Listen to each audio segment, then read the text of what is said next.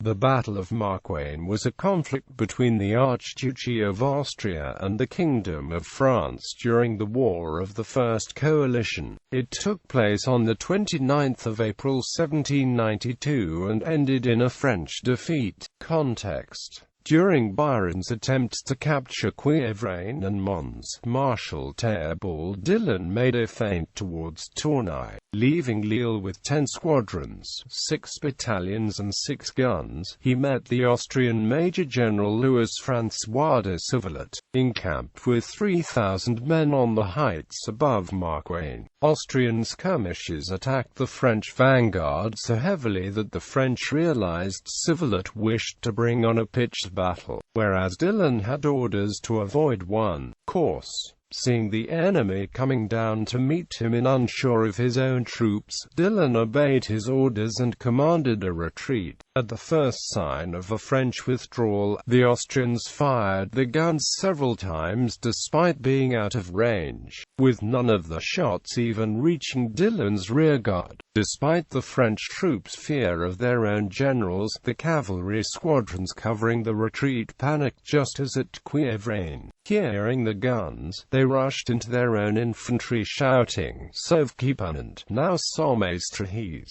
This spread confusion in the French force, which fled in disorder across Bézieux towards Lille, leaving behind its baggage, munitions and all but 2 guns. Dillon tried in vain to rally his retreating troops before the enemy could attack and was shot by one of his own troops. The force reformed level with the Fives Gate, with a mixture of soldiers from different regiments forming a garrison. Dillon's second-in-command, the engineer Colonel Pierre-François Berthois, was stopped by the soldiers, hung from one of the battlements and fired him and 3 or 4 prisoners from a gun.